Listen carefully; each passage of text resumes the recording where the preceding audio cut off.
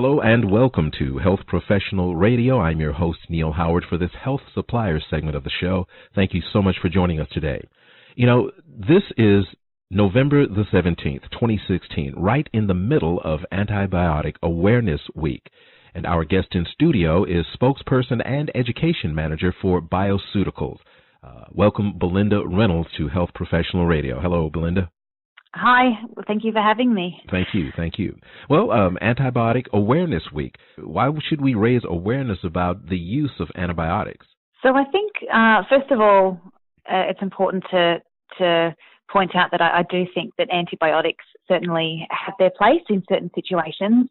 But I think what has begun to happen over the years is that there's an overuse of antibiotics, and I think the public in general don't quite understand exactly where antibiotics are required and where really they're best to just let their immune system address an infection that they have. And then in addition to that, generally when there is the overuse of antibiotics, it can significantly compromise certain aspects of health. And one of the ways in which they can do that is through really upsetting the fine balance of bacteria that we have within our gastrointestinal tract and in other areas of the body. Well, I'm not a healthcare professional myself, but I thought I pretty well understood that the use of antibiotics was pretty much beneficial across the board. I mean, commonly prescribed for infections. So you're saying that it can actually harm the good bacteria that inhabit our guts? Some of them have the potential to, yes. So, and like I said, if there is a severe bacterial infection, the antibiotics absolutely have their place. But I think in a lot of cases, people will often have a virus such as a cold or a flu, and antibiotics aren't effective at treating a virus. They're only really effective at treating a bacterial infection, whether that has been developed secondary to a viral infection or it's a bacterial infection that's been there from the beginning. But yes, there certainly are antibiotics, particularly the more broader spectrum type antibiotics, which have been shown to not only kill off the pathogenic or the disease-causing bacteria types in the body, but they can also kill off some of the friendly bacteria that exist in our body and that help to support our digestive function, but also assist in modulating our immune system. And that then leaves us vulnerable to other situations. And I mean, one perfect example is I'm sure there'd be women who recognize that if they take a strong antibiotic, they might develop thrush as a result. And that's occurring due to the antibiotic killing off some of the good bacteria types, which are helping keep certain yeasts in the body under control. And even though these yeasts aren't necessarily harmful in low numbers, when you kill off the bacteria that are helping to keep or maintain a fine balance, suddenly these yeasts are given the opportunity to flourish, and then they cause infection.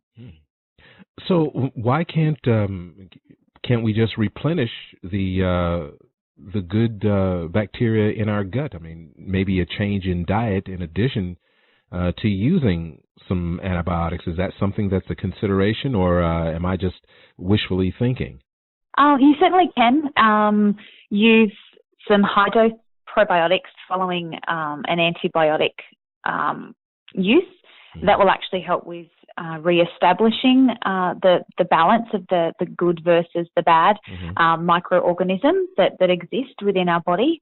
And definitely a healthy diet is one of the first places that we need to start. And that's ultimately going to be beneficial too, just for supporting your immune system in general. So I'd often absolutely recommend using a probiotic following on from an antibiotic script, because that will help with sort of rapidly restoring the numbers of the good bacteria, and then ensuring that you're consuming a diet that's really rich in fiber that you get from vegetables and fruits and nuts and seeds. That will really help in ensuring that you're providing the food that your good bacteria need in order to survive. And it's important there as well to ensure that you're minimizing the intake of simple sugars, which tend to feed more of the less desirable types of bacteria and other microorganisms that exist. So stick to high fiber, minimize sugar, and that can really help as well towards supporting that balance of bacteria. Now, being Antibiotic Awareness Week, I know you're not here to give antibiotics a bad name.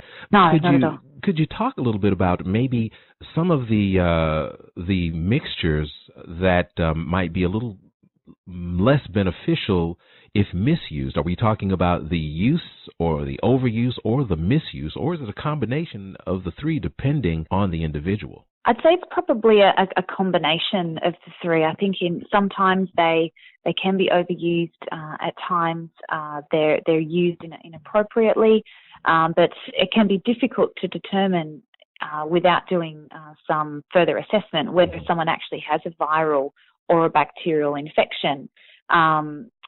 So, often it's an educated guess as to whether the antibiotics really are the most beneficial thing for that individual.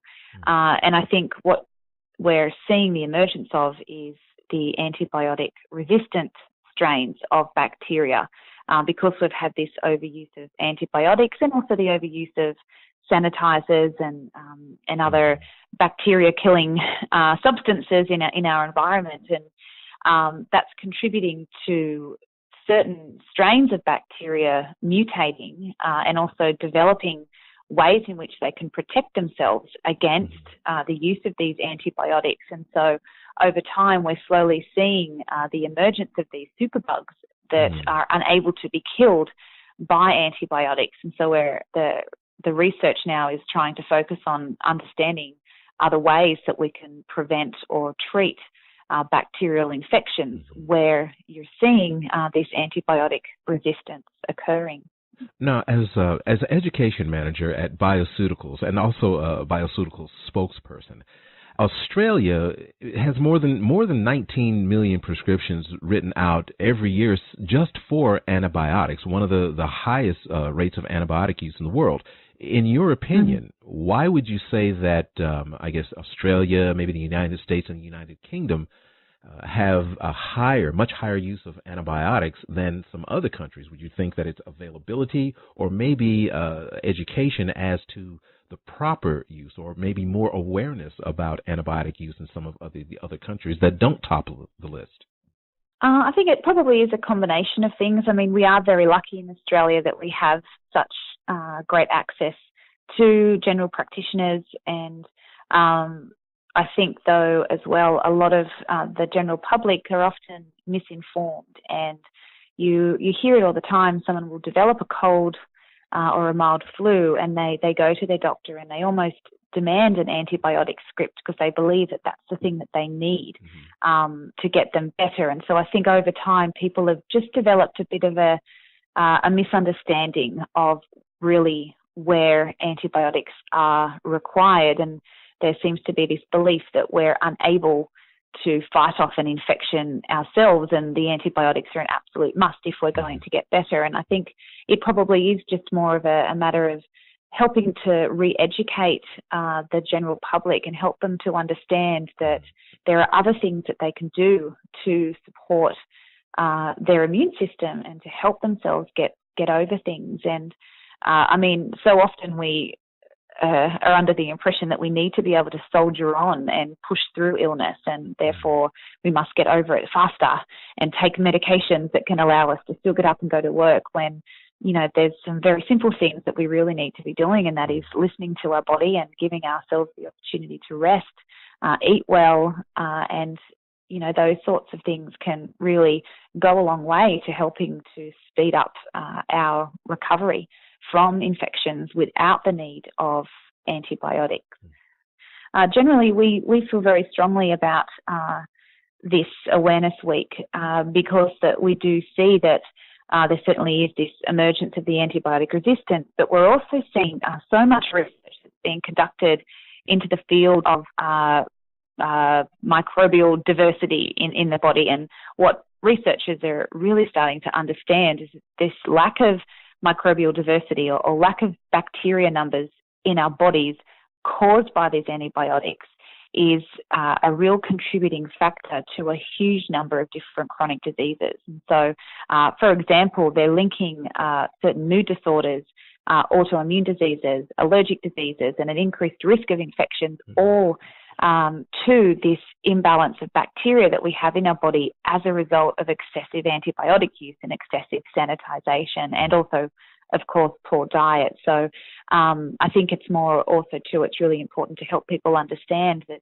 even if they do need to use an antibiotic, that they're also then paying attention to making sure that they're supporting that re-establishment of good bacteria in their bodies that can really help to minimize their risk of a variety of different health issues down the track. Now, where can our listeners get more information about Antibiotic Awareness Week and BioCeuticals? So we have a website, bioceuticals.com.au. But they can also speak to their healthcare practitioner as well, that they'll often be able to provide them with advice that is relevant to them and their specific case. And I did want to emphasise that I'm certainly not suggesting that antibiotics shouldn't be used, but if they speak to a healthcare practitioner, they'll be able to guide them towards either a probiotic supplement and also recommend a diet that can really help to support their intestinal health and also their overall health following on from an antibiotic script. Well, thank you so much for joining us today, Belinda. Thank you so much for having me. You've been listening to Health Professional Radio. I'm your host, Neal Howard, for this Health Suppliers segment with Belinda Reynolds, spokesperson and education manager for BioCeuticals. And we've been talking about Antibiotic Awareness Week and the beneficial use of antibiotics. Transcripts and audio of this program are available at healthprofessionalradio.com.au and also at hpr.fm, and you can subscribe to this podcast on iTunes.